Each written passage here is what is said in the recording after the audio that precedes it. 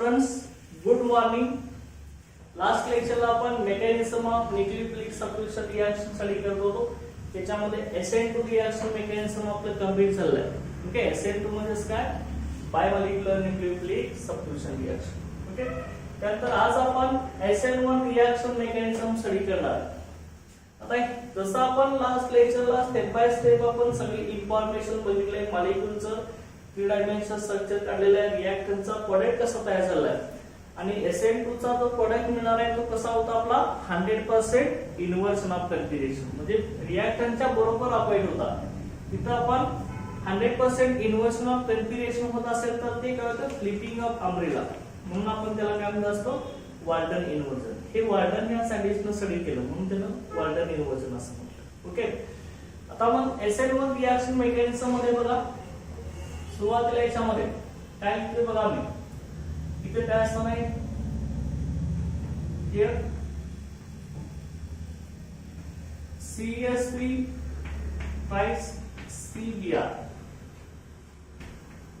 बघा मी काय लिहिले, त्या कार्बनला 3 मिथाइल ग्रुप काढायचे, CS3 price CBr and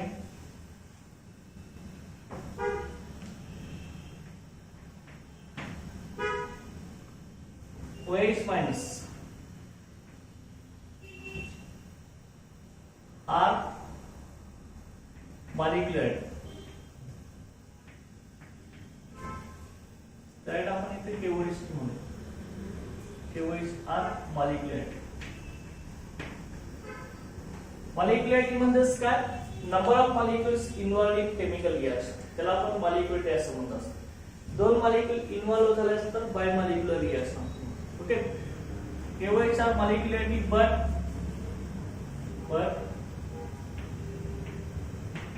order is only CS3 thrice CBr. Okay, लक्षात आहे, ऑर्डर फक्त CS3 thrice CBr असणार, म्हणजे रिएक्शनची जी ऑर्डर असणार आहे फक्त आपली ह्या सबस्ट्रेट वरती डिपेंड असणार आहे, टर्शियरी ब्युटाइल ब्रोमाइड वरती डिपेंड असणार आहे, KOH वरती नाही. म्हणजे SN1 रिएक्शनची मॉलिक्युलरिटी 2 आहे, तिच्या 2 मॉलिक्युल इन्व्हॉल्व होत आहेत, परंतु काय याची काय असणार आहे, ओके, ऑर्डर काय असणार आहे, ती फक्त त्याच मॉलिक्युलवर डिपेंड असणार आहे. Order is only CS3 CBr. Okay, बघा मग लक्षात घ्या, याचं एक्झाम्पल आपण लिहूया. आता alkaline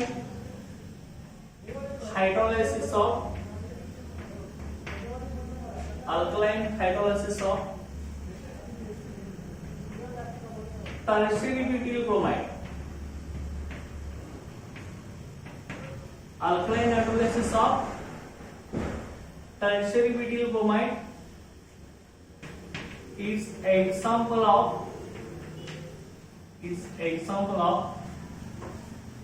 SN1 reaction.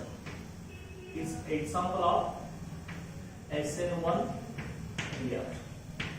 Okay, alkaline hydrolysis of tertiary butyl bromide is example of SN1 reaction. जे टर्शियरी ब्युटाइल ब्रोमाइडचं अल्कलीच्या प्रेस मध्ये हायड्रोलायसिस होणार आहे, हे कुणाचं एक्झाम्पल आहे, SN1 रिएक्शनचं एक्झाम्पल आहे. आता मग SN1 रिएक्शनचं मीनिंग आपण बघणार. मीनिंग काय बघा, SN1 meaning, SN1 means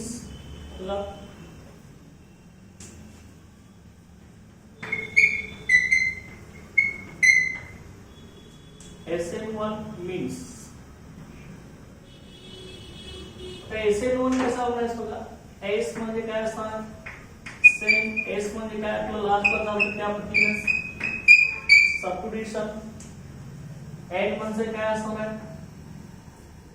nucleophilic, आणि इथला 1 असणार आहे तो युनिमॉलिक्युलर. ओके, लक्षात घ्या, SN1 म्हणजे काय, unimolecular nucleophilic substitution reaction. Unimolecular nucleophilic substitution reaction. इथं SN1 रिएक्शन मध्ये rate of reaction depends on only on the substrate, म्हणजे एकाच मॉलिक्युल वरती रिएक्शनचा रेट डिपेंड असतो, म्हणून याला युनिमॉलिक्युलर न्यूक्लियोफिलिक सबस्टिट्यूशन रिएक्शन मध्ये. आणि SN2 रिएक्शन मध्ये काय होतं, rate of reaction depends on two molecules. हे सबस्ट्रेट आणि न्यूक्लियोफाइलवर डिपेंड होतात. इथं रिएक्शनचा रेट फक्त सबस्ट्रेटवर डिपेंड असणार आहे, न्यूक्लियोफाइलवरती नाही. की त्यामुळे ही युनिमॉलिक्युलर न्यूक्लियोफिलिक सबस्टिट्यूशन रिएक्शन आहे. काय म्हटलंय, rate of reaction depends only on substrate, not on the electrophiles. Okay, बघा मग त्यानंतर सेकंड आता आपल्याला जनरल इक्वेशन लिहायचं. स्टेप बी, जनरल इक्वेशन. हे कसं असणार आहे बघा, जनरल इक्वेशन कसं आहे ना आपलं, आयसोमेट्रिक प्रोव्हाइड करा. आता की डिटेल मध्ये स्ट्रक्चर न्यूटन इक्वेशन करतो. CH3 C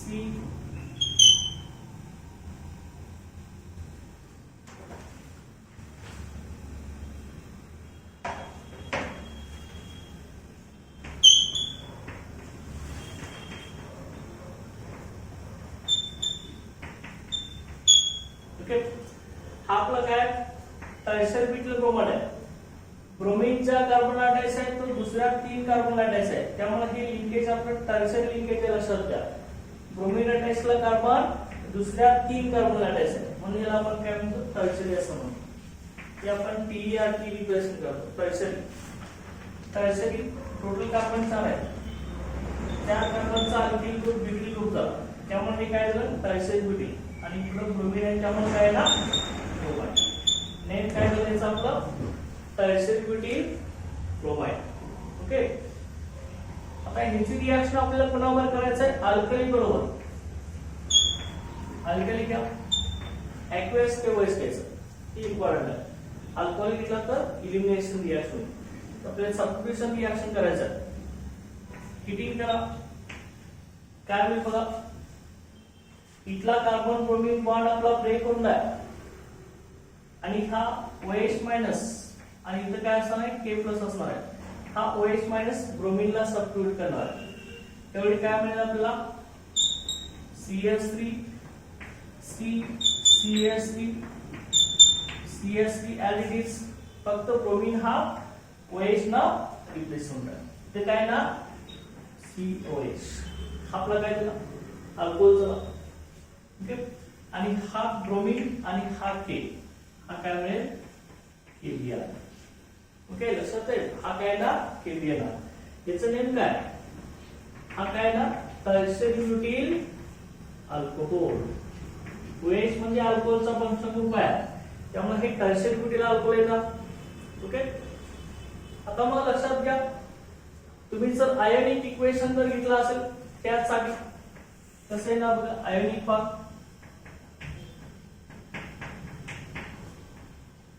आयोनिक फॉर्म मध्ये सेम हा टर्शियरी ब्युटिल ब्रोमाइड ने लिहिला, CH3C CH3 CH3Br. आता KOH मधला फक्त मी OH मायनस लिहिला. ओके, आणि काय घेणार आहे, हिटिंग करणार. त्यावेळी काय मिळेल आपल्याला, CH3C CH3. ओके, इथं OH येणार प्लस Br मायनस. हे आपला आयोनिक फॉर्म आला. सेम हेच रिएक्शन आहे, इथे KOH डायरेक्ट यूज केला, तिथं फक्त OH मायनस न्यूक्लियोफाइल घेतला. ओके, आता ह्या आयोनिक इक्वेशन नंतर नेक्स्ट आपण बनवणार आहे kinetic expression. Kinetic expression. Okay, kinetic expression कसं आहे बघा, केमिकल कायनेटिक्स काय सांगतो आपला बघा याच्यामध्ये, rate of reaction directly proportional to concentration of reactant raise to power. Okay, the rate of reaction ही एक्सपेरिमेंटली ऑब्झर्व्ड क्वांटिटी असते. It is observed that experiment होऊन आपल्याला कायनेटिक्स काय म्हणतो बघा, rate of reaction. It is observed that, ही experimental असतं. It is observed that rate of reaction directly proportional to only concentration of substrate. हे लक्षात ठेवायचं. ओके, SN1 रिएक्शन मध्ये रेट ऑफ रिएक्शन फक्त कशावर डिपेंड आहे, सबस्ट्रेटच्या कॉन्सन्ट्रेशन वर डिपेंड आहे. न्यूक्लियोफाइल इथे येत नाही. SN2 मध्ये होतं rate of reaction directly proportional to concentration of substrate आणि न्यूक्लियोफाइल. इथं फक्त सबस्ट्रेट आहे. ओके, आता म्हणूया रेट डायरेक्टली प्रोपोर्शनल सबस्ट्रेट कोण आहे, कोण सबस्ट्रेट आहे, सबस्टन्स कोण आहे आपला, टर्शियरी ब्यूटाइल ब्रोमाइड आहे. हा मी इथे लिहून घेतोय. आता एकदाच मी 3 CH3 ग्रुप आहे. ओके, 1 2 3, त्यामुळे एकदाच मी थ्राईस करणार आणि हे 3 CH3 ग्रुप त्या कार्बनला द्यायचे. त्यामुळे काय ना CH3 थ्राईस CBr. ओके, हे मी एकदा लिहून टाकतो. ओके, मग प्रोपोर्शनॅलिटी सिम्बॉल तुम्हाला कळायचं काय केलं पाहिजे, constant of proportionality rate is equal to K काय होणार CH3 थ्राईस CBr. ओके, लक्षात ठेव. आता यानंतर हे झालं kinetic expression. The rate of reaction is proportional to the concentration of reactant raised to first power. इथं raised to power किती आपली फर्स्ट आहे, ते रिएक्टंटचं concentration raised to power first आहे. म्हणजे ऑर्डर ऑफ रिएक्शन काय असणार आपली इथं 1 असणार. लक्षात घ्या.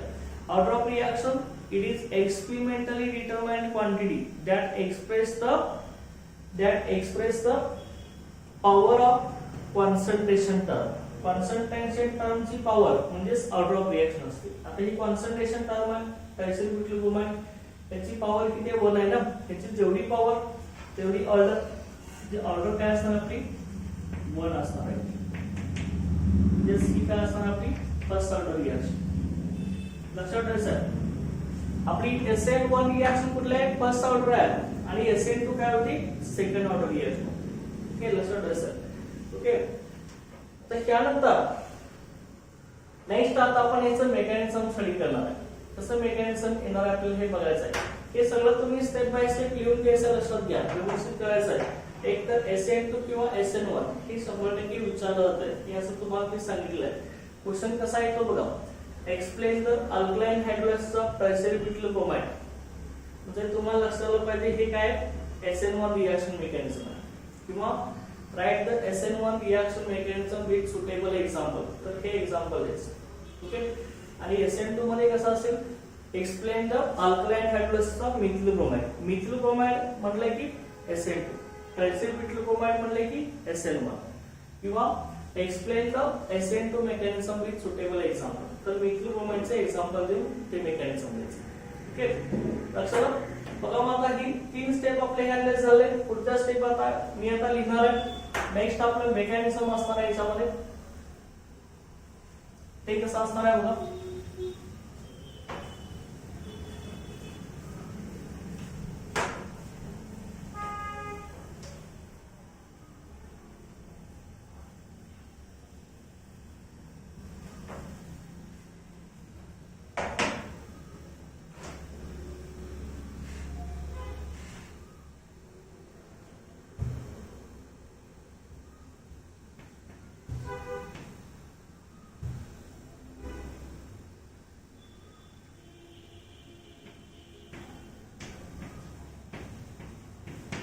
मेकॅनिझम कसं येणार लक्षात घ्या. मेकॅनिझम आता मेकॅनिझम त्याच्यामध्ये काय होतं का, heterolytic fission of heterolytic fission of heterolytic fission of heterolytic fission takes place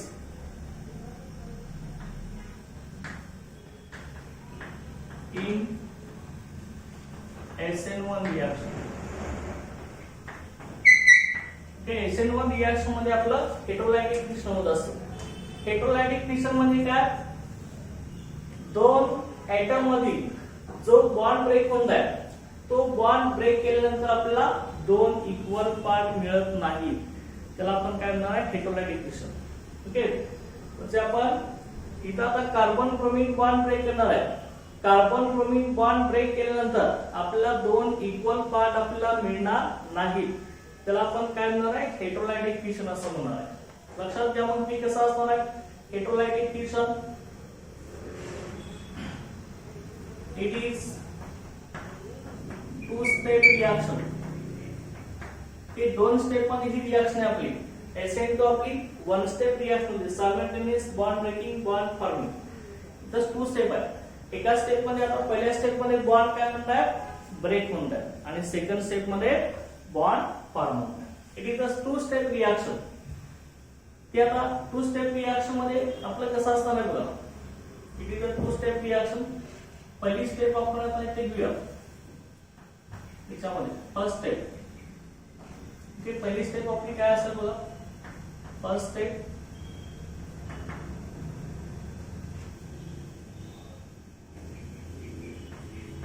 to step reaction.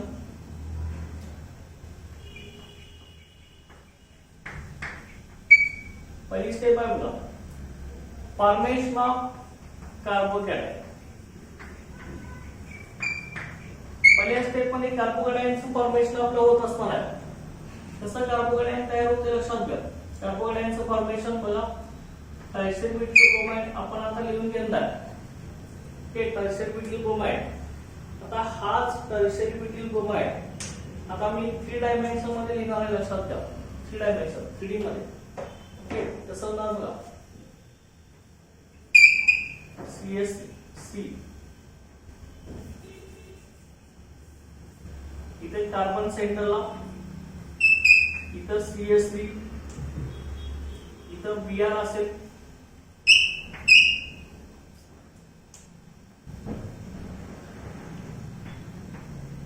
त्यानंतर इथं आपला दुसरा मिथिल ग्रुप असेल.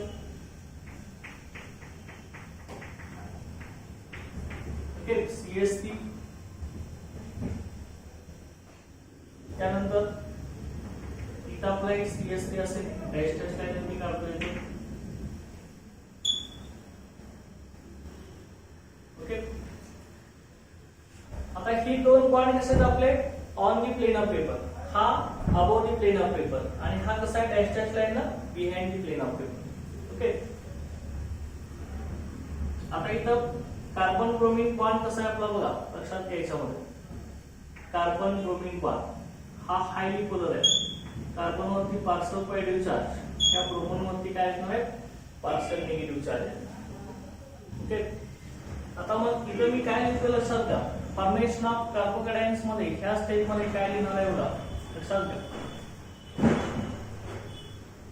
The breaking of carbon bromine bond किंवा carbon bromine bond. Carbon bromine bond आपण कसं लिहिलंय बघा C-Br. The carbon bromine bond is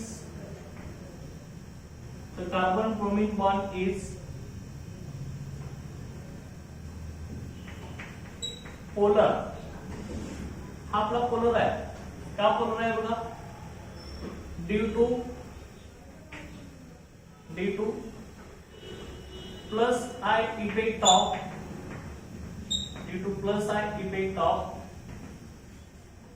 3 methyl groups.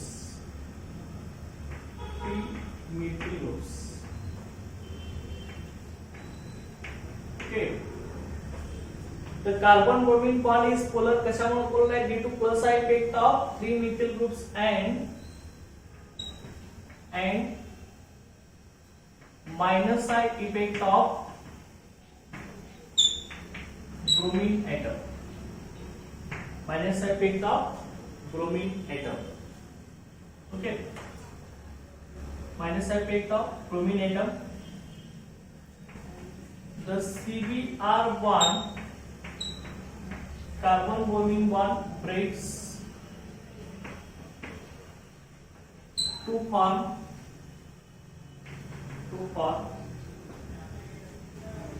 carbonium ion.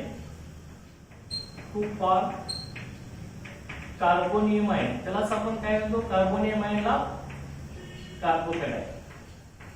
To form carbonium ion. Okay, having planar structure.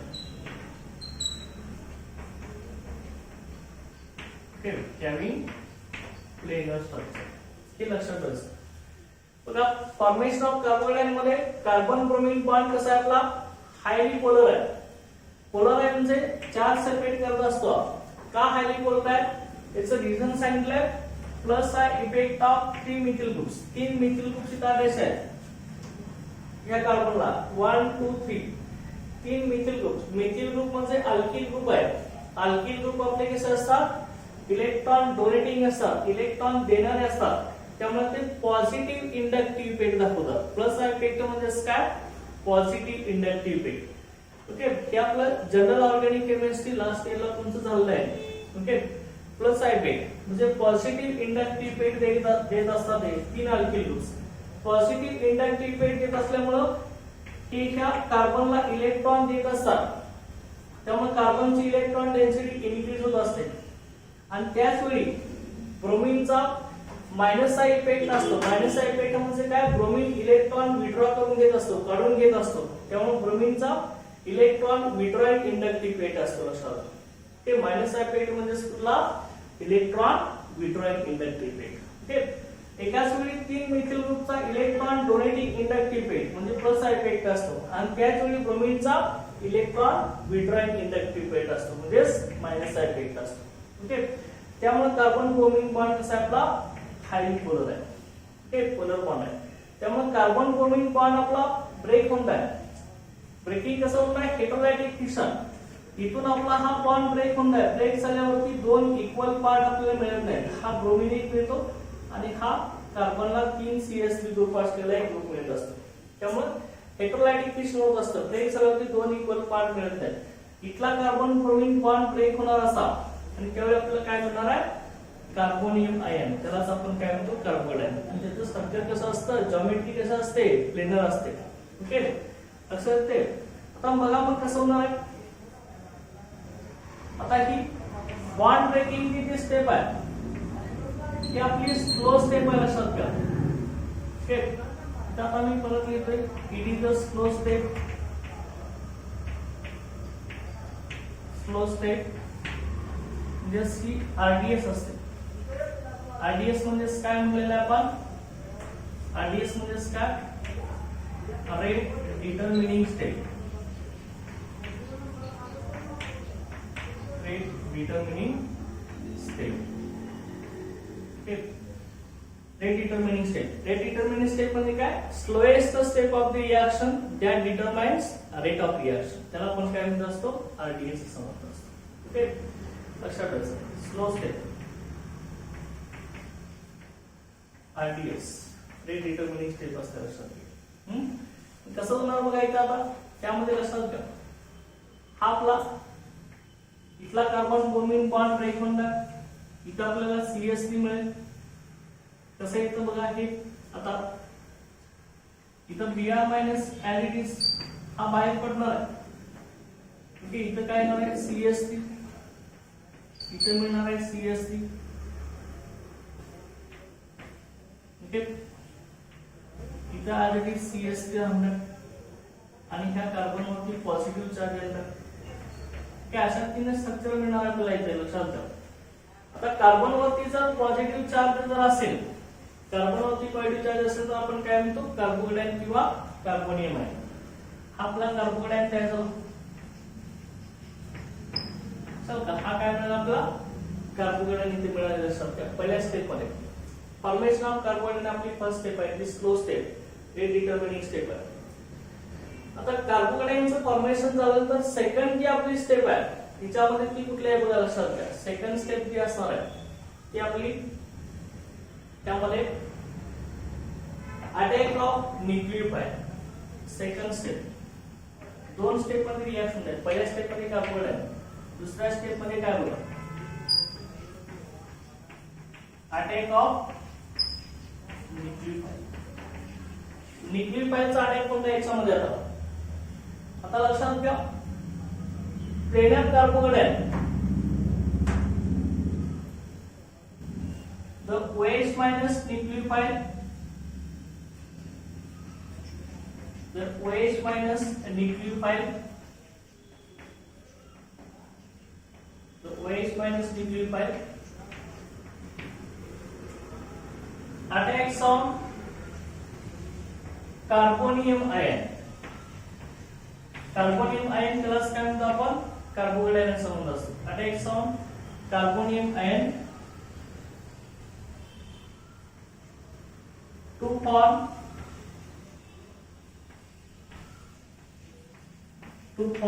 product of tertiary alcohol, to form product of tertiary alcohol with 50% retention of configuration, 50% retention of configuration and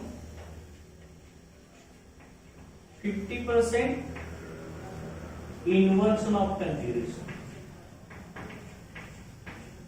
and 50% inversion of configuration. Okay. OH minus च्या न्यूक्लियोफाइलला attack केल्यावरती आपला जो product मिळणार आहे tertiary ब्युटिल alcohol हा 50% retention of configuration असणार आहे, 50% inversion of configuration असणार आहे. आता 50% रिटेन्शन ऑफ कन्फिगरेशनचा जो आपल्याला प्रोडक्ट मिळणार आहे हा असतो डेक्स्ट्रो असतो. ओके. आणि 50% इन्व्हर्सन ऑफ कन्फिगरेशनचा प्रोडक्ट असतो हा लिव्हो असतो. जे दोन इमेन्शियल मिळतात आपल्याला इथं डेक्स्ट्रो आणि लिव्हो लक्षात घ्या. ओके.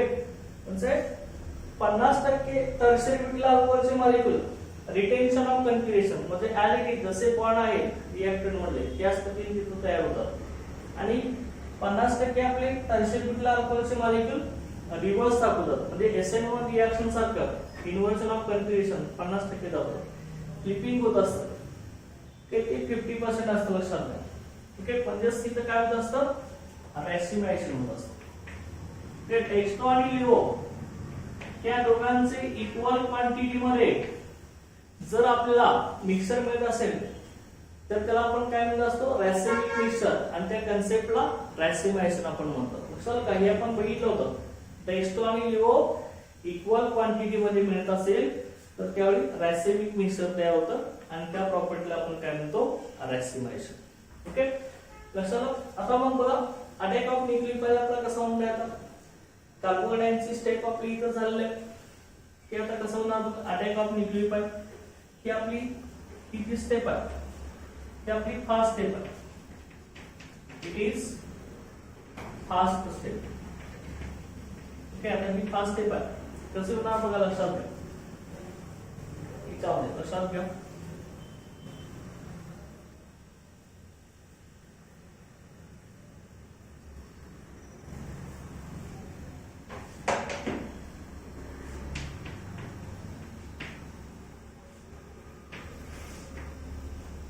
अटॅक ऑफ न्यूक्लियोफाइल बघा. आता हा कार्बोगॅडायन मी इथे काढून घेतो ऍज इट इज.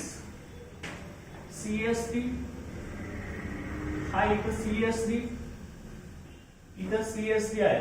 त्या कार्बनवरती पायरी चार्ज आहे. हा कार्बोगॅडायन आपण इथे घेतला आहे. ओके. काय होणार बघा मग. आता हा जो आपला OH मायनस हा न्यूक्लियोफाइल आहे. हा न्यूक्लियोफाइल काय करणार आहे बघा, इथं फ्रंट साइड पण अटॅक करणार आहे. फ्रंट साइड अटॅक आणि बॅक साइड ने पण अटॅक करणार असतात. हे कार्बन दोन्हीकडून होत असतं. ओके. बॅक साइड अटॅक,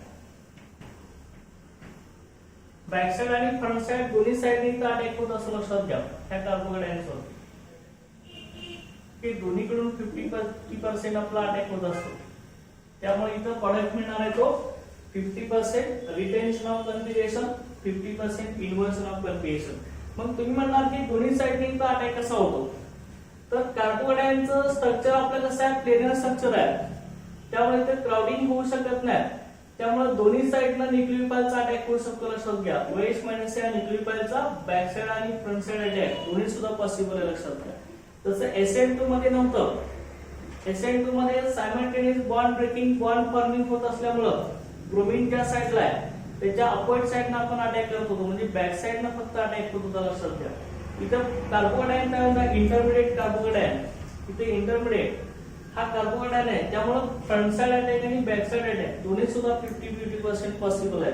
त्यामुळे प्रोडक्ट मिळणार आहे तो 50% रिटेन्शन ऑफ कॉन्फिगरेशन आणि 50% इन्व्हर्सन ऑफ कॉन्फिगरेशन. बघा मग कसं होणार लक्षात घ्या. इथं आता फर्स्ट स्टेप आहे आपली OH मायनस न्यूक्लियोफाइलचा अटॅक आपला झाला आहे. कसं होणार बघा.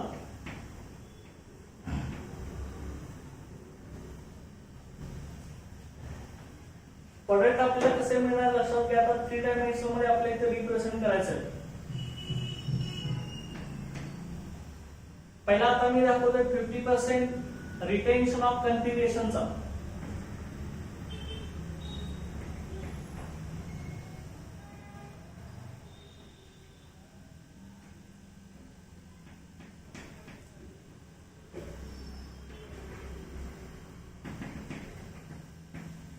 प्लस CS हा CS.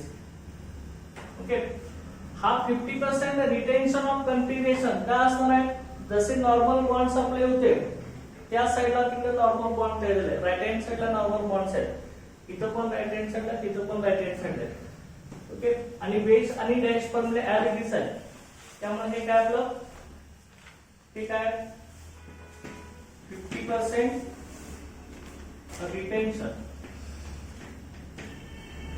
50% retention of configuration. Okay. त्यानंतर इथे आता दुसरा बघा. आता बॅक साइड ना आता फ्रंट साइड ना अटॅक झाला की 50% retention of configuration, back side ना झालं की इन्व्हर्सन ऑफ कॉन्फिगरेशन. कसं होणार बघा. हा CSP ऍरिडिस आहे. आता OH प्लेन आहे.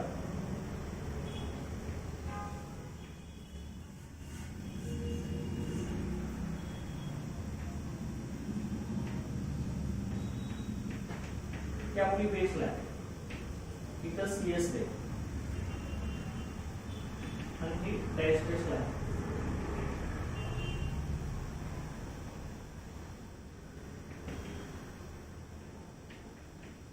आपला CS. ओके.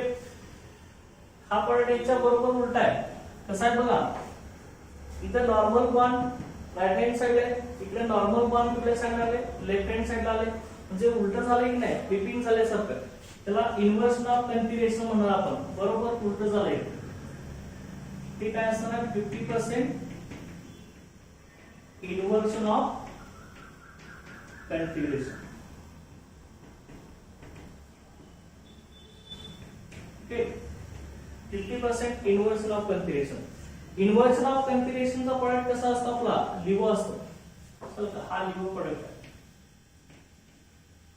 आणि 50% रिटेन्शन ऑफ कॉन्फिगरेशनचा डेक्स्ट्रो प्रोडक्ट. हे दोन्ही एकमेकांच्या कसे आहेत, नॉन सुपरइम्पोसिबल मिरर इमेज आहेत. दोन्ही एकमेकांवर तंतोतंत जुळत नाही. लक्षात घ्या. हे याच्यावरती करून बघा. ओके. लक्षात घ्या. सेकंड स्टेप मध्ये अटॅक ऑफ न्यूक्लियोफाइल मध्ये आपला OH मायनस न्यूक्लियोफाइलचा अटॅक फ्रंट साइड आणि बॅक साइड दोन्ही साइड मधून आहे. कार्बोकॅटायनचं नेचर आपलं प्लेनर असल्यामुळे 50% retention of configuration, 50% inversion of कॉन्फिगरेशनचा प्रोडक्ट आपल्याला मिळत असणार आहे. ओके.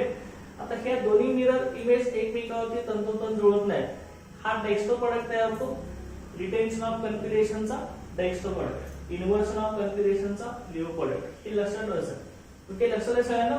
आता ह्याच्यानंतर एनर्जी प्रोफाइल डायग्राम आपण आता स्टडी करणार आहे. रिएक्टन्सचं कन्व्हर्सन प्रोडक्ट मध्ये होत असताना इथं आपली 2 स्टेप रिएक्शन झालेलं आहे. पहिल्या स्टेप मध्ये कार्बोकॅटायनचं फॉर्मेशन, सेकंड स्टेप मध्ये अटॅक ऑफ न्यूक्लियोफाइल. त्यामध्ये एनर्जी कशी व्हॅरी होत जाते, कशी चेंज होते, त्यासाठी आपण EPDA स्टडी करणार आहे. That is energy profile diagram. Okay. तो कसा असणार आहे बघा. लास्ट स्टेप आहे ह्या मेकॅनिझम मध्ये. ओके. ही सगळं व्यवस्थित लिहून घ्यायचं. लक्षात घ्या. इम्पॉर्टंट आहे ऍज इट इज लिहून घ्यायचं 4 मार्क्स साठी हिच्यावरती बोर्ड एक्झामला 100% क्वेश्चन असतो आणि ह्याच टाइप मध्ये लिहायचं ते 3 डायमेन्शन मध्ये कसं लिहायचं मार्क्स मिळत नाही लक्षात घ्या बघा याच्यामध्ये लास्ट आपलं स्टेप आहे energy profile diagram energy profile diagram त्याला आपण काय म्हणतोय EPD okay energy profile diagram okay लक्षात घ्या आता एनर्जी प्रोफाइल डायग्राम हा आपला काय it is a graph of potential energy same SN2 सारखंच potential energy against काय ना reaction coordinate against reaction coordinates okay अशा पद्धतीने असणार बघायचं रिएक्शन कोऑर्डिनेट मध्ये रिएक्टंट आणि प्रोडक्ट बघा आता ग्राफ कसा आहे ना एक्सपेरिमेंटल हा ग्राफ काढलेला असतो इकडे आपली पोटेन्शियल एनर्जी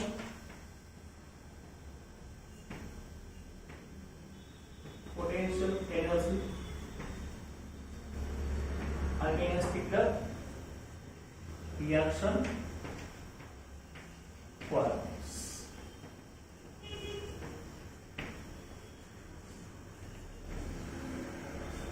ओके बघा ग्राफ कसा आहे ना आपल्या सब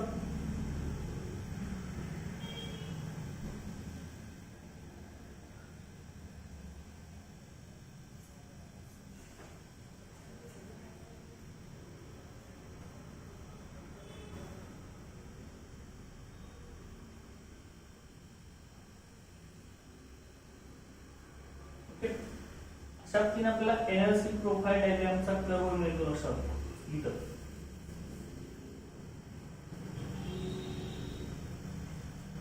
इथं असणार आहे तो रिएक्टंट असणार आहे इथं असेल तो आपला प्रोडक्ट असेल ओके हा रिएक्टंट आणि हा प्रोडक्ट या दोघांच्या मधला जो एनर्जी डिफरन्स आहे तो आपण डेल्टा एच न दाखवू रिएक्टंट आणि प्रोडक्ट मला एनर्जी डिफरन्स डेल्टा एच लास्टला आपण सांगितल्या पद्धतीनेच आहे SN2 सारखंच ओके आणि इथं दोन ट्रान्झिशन स्टेट तयार होतात दोन स्टेट मध्ये रिएक्शन आपली होत असल्यामुळे दोन ट्रान्झिशन स्टेट आपल्याला इथे मिळतात लक्षात ओके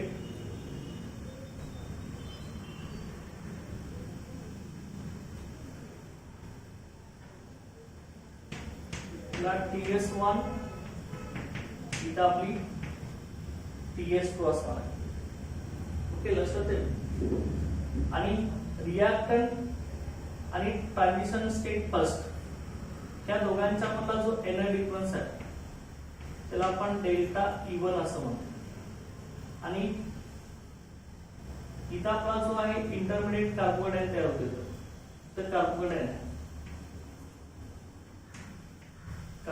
लक्षात घ्यायचं ओके हा कार्बोडायन आणि ही सेकंड ट्रान्झिशन सेट त्या दोघांच्या मधला एनर्जी डिफरन्स आहे त्याला आपण काय म्हणतो डेल्टा E2 ओके काय म्हटले लक्षात घ्या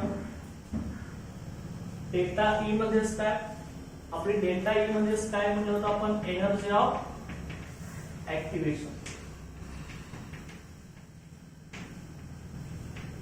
एनर्जी ऑफ ऍक्टिव्हेशन आणि डेल्टा एच म्हणजेच काय हीट ऑफ रिएक्शन त्यालाच आपण एन्थॅल्पी ऑफ रिएक्शन असं okay delta H enthalpy of reaction energy difference between reactant and product त्याला आपण हीट ऑफ रिएक्शन किंवा enthalpy of reaction delta E म्हणजेच काय energy of activation energy of activation म्हणजे काय amount of energy required to convert reactant into products minimum energy रिएक्टंटचं conversion product मध्ये करण्यासाठी लागणारी मिनिमम एनर्जी त्याला आपण एनर्जी ऑफ ऍक्टिव्हेशन असं म्हणतो ही एनर्जी ऑफ ऍक्टिव्हेशन असेल तरच ही रिएक्टंट मॉलिक्युल्स हा एनर्जी बॅरियर क्रॉस करून त्याचं कन्वर्जन प्रोडक्ट मध्ये होत असतं रिएक्टंटची एनर्जी जास्त असते प्रोडक्टची कमी असते त्यामुळे प्रोडक्ट हा लेस स्टेबल असतो ओके लक्षात घ्या इकडे एनर्जी वाढायला आपली पोटॅशियम एनर्जी कमी आहे, रिएक्टन्स जास्त आहे. ओके, दोन ट्रान्झिशन सेटचं आपलं इथं फॉर्मेशन होते हे तुम्हाला मी सांगितलं आहे. कसं होतं इथं सांगितलंय बघा, कार्बोकॅटायनचं फॉर्मेशन आपलं हा कार्बोकॅटायन आहे, याच्यावरती OH मायनस च्या न्यूक्लियोफाइलचा बॅक साइड आणि फ्रंट साइड अटॅक झाला.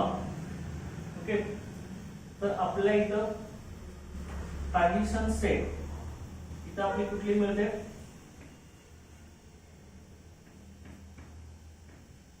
की अशा पद्धतीनं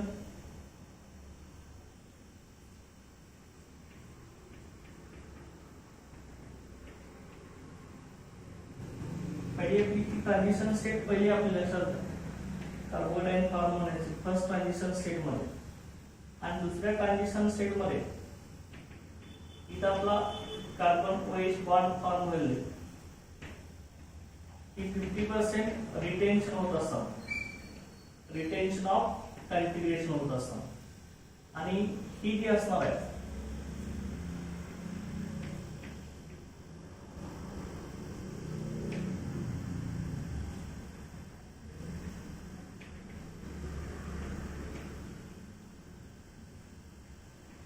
ती आपली 50% इन्व्हर्सन ऑफ कॉन्फिगरेशन होत असतं. ओके, हे लक्षात असतं. ही सेकंड ट्रान्झिशन स्टेट आहे. ओके, अशा दोन ट्रान्झिशन स्टेट तयार होतात. ओके, मग ही ट्रान्झिशन स्टेट आपली ब्रेक झाली की याच्यापासून आपल्याला हा आपल्याला प्रोडक्ट मिळाला.